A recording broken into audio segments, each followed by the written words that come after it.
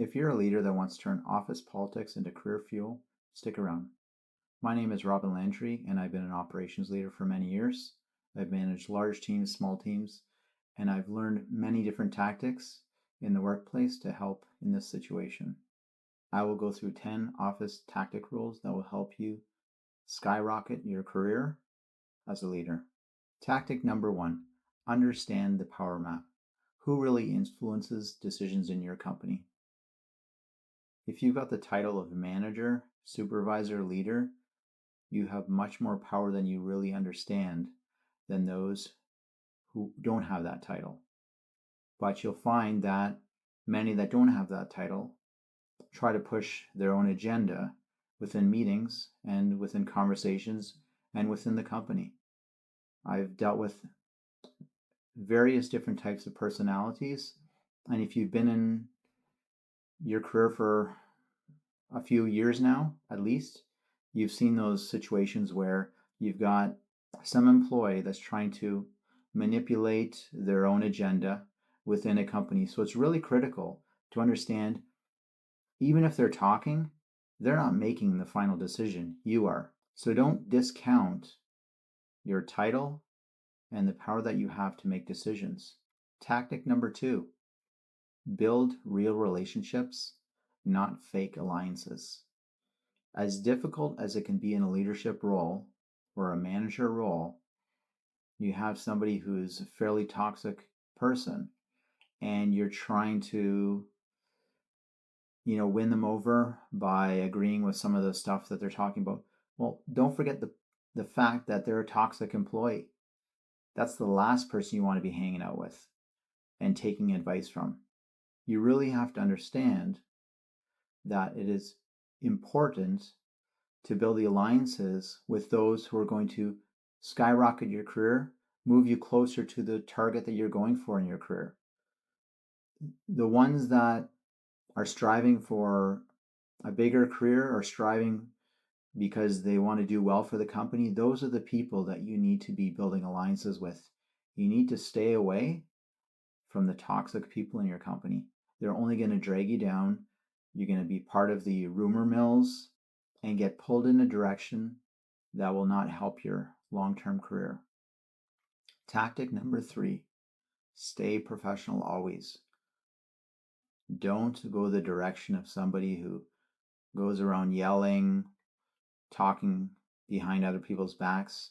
This is what will pull you away from a career as a leader and as a manager, and perhaps in the future director, general manager, vice president. You have to stay professional at all times. There'll be many times in meetings where you just want to speak out against somebody because you completely disagree or they're slandering somebody else. Always do a lot of listening in meetings, and when you're ready to speak, make sure it's a very professional word, professional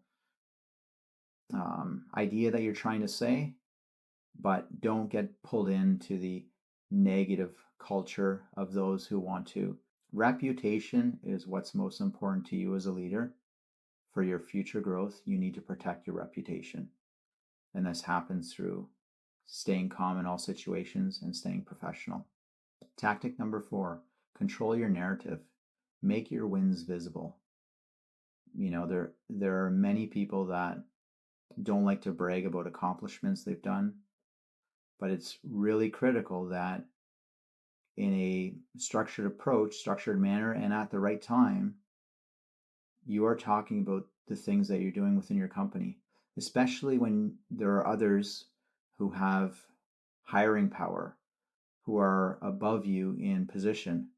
It's critical to show the different things that you're doing within the company, those wins. Perhaps you implemented a project successfully, you hit a target, you implemented a new piece of software that's helping the company, you came up with a solution to a big problem within the company. You have to continue to make those wins visible, because if you're just doing a lot of stuff and you're not sort of marketing yourself, no one's going to know about you, and you're not going to have an opportunity to proceed further in the company. Again, I understand that you don't want to brag, and yes, that's you don't want to come across as bragging, but you still need to, at the right times and it in the right way, always make sure that you're making your wins very visible to those around you. Tactic number 5, stay neutral in conflicts. Don't try to take one side or the other. Try to solve problems. Always try to take that problem or that conflict back to what was the cause of the initial conflict and how can we solve that problem. There'll be many opportunities in your career when you're in a meeting, a conflict comes up. Typically, every conflict comes up because of a problem within a company. And there's a disagreement on how to solve the problem or what the problem really is. It's, again, what I talked about earlier is staying professional, listening. So going back and making sure that you listen out their two sides, even if you're not the manager of those employees, you listen out both sides. And when you're ready to speak, then you speak about a solution or about the initial problem. Not about taking sides, but trying to direct both parties in the direction of solving the problem and listening and understanding both sides. Tactic 6, manage the transparency and the information that's visible to others. To stay out of the rumor mill, you need to be transparent, but then you don't want to be too transparent either. It's difficult. There's a fine line, but communicating to your team on many decisions and reasons why you're making decisions is crucial to staying out of the rumor mill and building the trust with your team. It's very critical that when you have a new piece of information you've given or you've had to make a decision, that you communicate early on to your team about why you made the decision and what's going to happen based on that decision. If something's going to change within your employees' workflow or whichever, but it's critical that you always sort of balance how much information you're giving out and how much you're holding back. I guess really the time that I would hold back information is if I'm not certain on a decision yet. I'm trying to collect some more information. That's a time when you would want to wait to communicate. However, if that goes too long and something gets out onto your shop floor or in your workplace, that could be devastating as well. So you have to balance timelines as well. So it's very critical that you balance how much you're communicating and trying to communicate as much as possible to stay out of the rumor mill. Tactic 7, document those wins that we talked about earlier. Avoid credit theft. Avoid others saying, hey, I was the one that did that.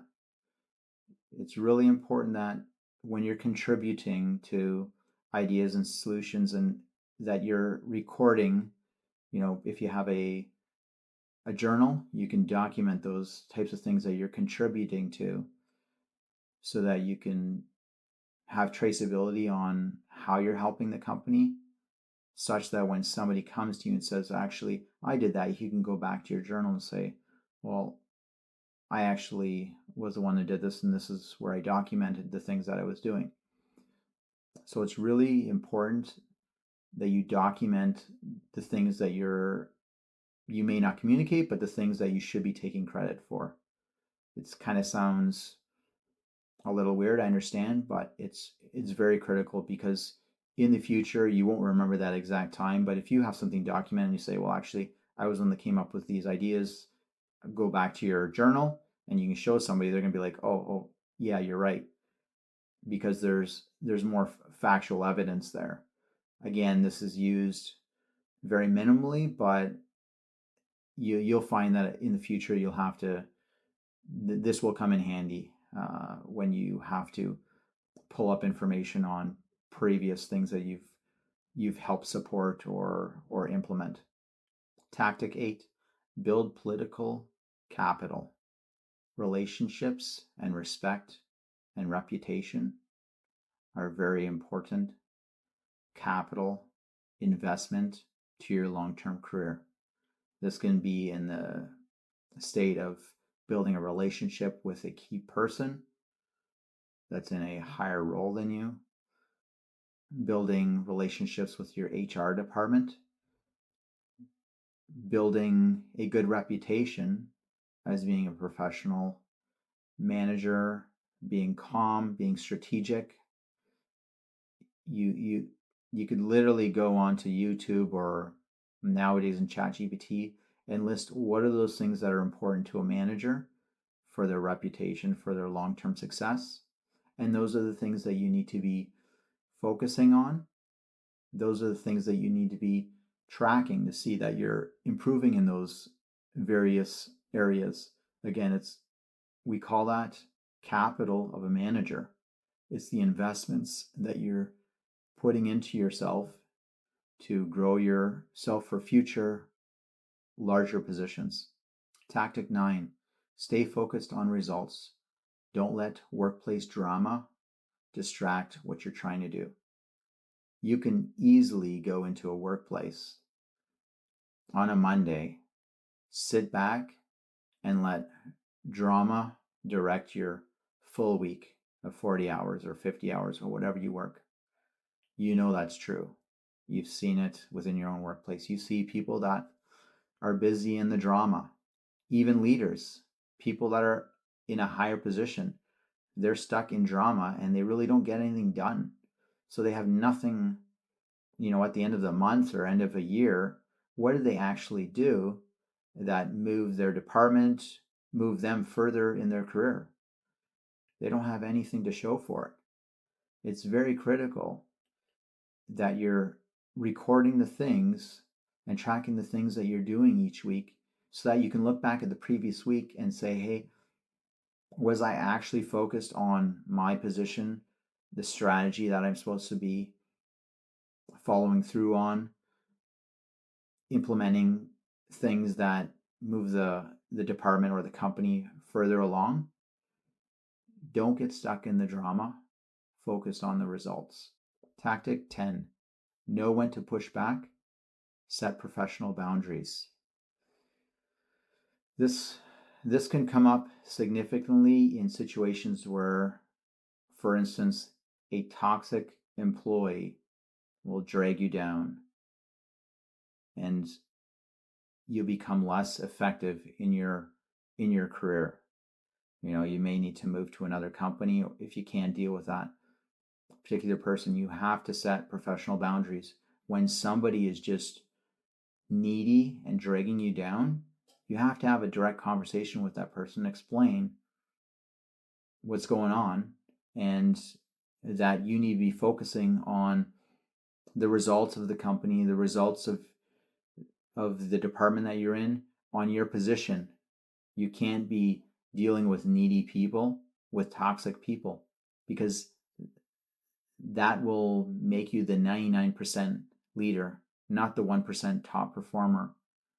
It's really critical that you don't allow drama and toxic people to drag you down. You need to set those boundaries so that you can stay professional and you can be valuable to your company. If you enjoyed this video, like and subscribe. I plan to release a weekly video on being a better leader, building respect, and improving as a leader so that you can be a successful leader in the next 1, 3, 5 years.